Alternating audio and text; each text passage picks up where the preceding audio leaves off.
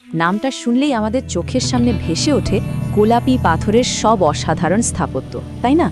কিন্তু এর আসল গল্পটা কিন্তু শুধু স্থাপত্যের না, এটা আসলে প্রকৃতির বিরুদ্ধে মানুষের এক অবিশ্বাস্য লড়াইয়ের গল্প, যেখানে ইঞ্জিনিয়ারিংয়ের জাদু দিয়ে মরুভূমির বুকে এক প্রায় অসম্ভব শহরকে সত্যি করে তোলা হয়েছিল। চলুন আজ আমরা ডুব দিই সেই অবিশ্বাস্য প্রকৌশলের গভীরে, যা এই শহরকে জন্ম দিয়েছিল আর শেষে ধ্বংসও করেছিল। এই একটা লাইনই যেন পেট্রার পুরো গল্পটা বলে দেয়। একটা স্থায়ী জমকালো মহানগরী গড়ে তোলার চেষ্টা, এমন এক পরিবেশে যা কিনা একে প্রত্যাখ্যান করার জন্যই তৈরি। মানে ভাবা যায় এটা ছিল প্রকৃতির বুকে মানুষের এক অসম্ভব স্বপ্ন খোদাই করার মতো দুঃসাহস। তো প্রশ্নটা হচ্ছে, কি ছিল পেট্রার এই জাদুকরী উত্থানের পেছনের আসল রহস্যটা, আর ঠিক কী কারণেই বা এর এমন ভয়াবহ পতন ঘটল? এই প্রশ্ন দুটোকে সামনে রেখেই আজকের আলোচনাটা এগোবে। আচ্ছা, গল্পের শুরুটা করা যাক নাবাতীয় প্রকৌশলীদের দিয়ে, মানে সেই মানুষগুলো যারা মরুভূমির বুকে একটা সবুজ মরুদ্যান তৈরি করে ফেলেছিলেন। তাদের জ্ঞান আর কৌশল এতটাই আধুনিক ছিল যে সত্যি বলতে আজকের দিনেও আমাদের অবাক করে দেয়। 92 বর্গ কিলোমিটার! ভাবুন একবার, মরুভূমির বুকে এত বড় একটা ওয়াটারশেড, মানে জলবিভাজিকা জুড়ে জলের প্রবাহকে কন্ট্রোল করা, এটা কোনো সাধারণ ব্যাপার ছিল না। ওরা কিন্তু শুধু বৃষ্টির জল ধরতো না, বরং পুরো অঞ্চলের জলপ্রবাহকে একটা মাস্টার প্ল্যানের অধীনে নিয়ে চলে এসেছিল। অসাধারণ। তাদের এই সাফল্যের মূলে ছিল ফ্লুইড ডাইনামিক্স, বা সোজা বাংলায় বললে প্রবাহী গতিবিদ্যার উপর অসাধারণ দক্ষতা, মানে তরল বা গ্যাস কিভাবে চলাচল করে তার বিজ্ঞান। এই জ্ঞানটাই ছিল মরুভূমিতে অমন একটা শহর গড়ে তোলার মূল চাবিকাঠি। তাদের এই জটিল জল ব্যবস্থাপনাকে আমরা 3টে সহজ ধাপে বুঝতে পারি। প্রথমত, পুরো জল বিভাজিকাটাকে নিয়ন্ত্রণে আনা। দ্বিতীয়ত, জলের চাপ সামলানোর জন্য তারা আজকের দিনের ওয়াটার ভালভের মতোই হেডের ট্যাঙ্ক ব্যবহার করত। আর তৃতীয় এবং আমার মতে সবচেয়ে অবিশ্বাস্য কাজটা ছিল আকস্মিক বন্যা থেকে শহরকে বাঁচাতে তারা আল মুতলিম টানেলের মধ্যে দিয়ে আস্ত একটা নদীর গতিপথে ঘুরিয়ে দিয়েছিল। তো এই অবিশ্বাস্য ইঞ্জিনিয়ারিং দিয়ে তারা ঠিক কী তৈরি করেছিল? আসলে মরুভূমির বুকে এক সত্যিকারের প্রকৌশলী স্বর্গ। চলুন এক ঝলকে দেখে নেওয়া যাক সেই স্বর্গের চেহারাটা কেমন ছিল। 100 খ্রিস্টাব্দের মধ্যে পেট্রা হয়ে উঠেছিল মশলা ব্যবসার এক জমজমাট কেন্দ্র, অনেকটা আজকের দিনের সিলিকন ভ্যালির মতো, উদ্ভাবন আর বাণিজ্যের একেবারে প্রাণকেন্দ্র।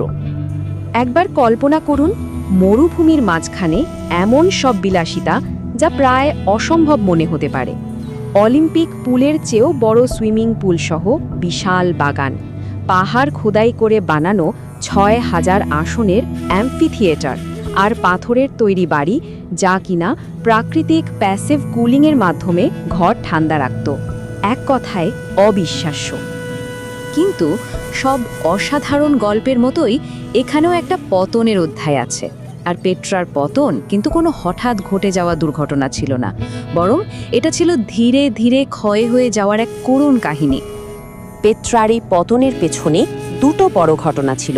প্রথমটা হলো 106 খ্রিস্টাব্দে রোমানদের ক্ষমতা দখল, যার ফলে বাণিজ্যিক পথগুলো উত্তরে সরে যেতে শুরু করে।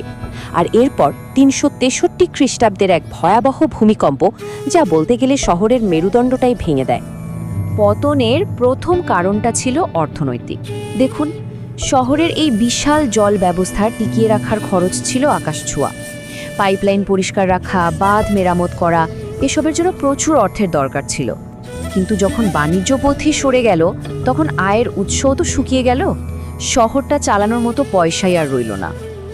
দ্বিতীয় কারণটা ছিল সেই বিধ্বংসী ভূমিকম্প। এটা শুধু কিছু বাড়িঘর ভাঙেনি, এটা আসলে শহরের হৃৎপিণ্ডটাকেই থামিয়ে দিয়েছিল।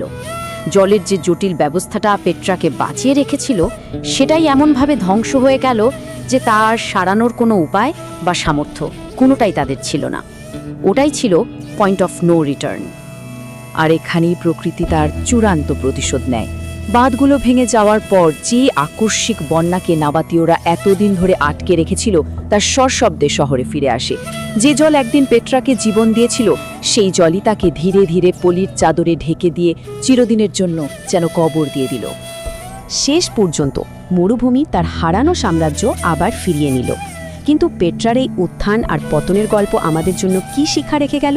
এটাই আসল প্রশ্ন। এই স্লাইডটা পেট্রার মূল রহস্যটা একবারে চোখে আঙুল দিয়ে দেখিয়ে দেয়। দেখুন, একদিকে ছিল তাদের অবিশ্বাস্য প্রকৌশলগত দক্ষতা, আর ঠিক তার উল্টো পিঠেই ছিল এর মারাত্মক দুর্বলতাগুলো।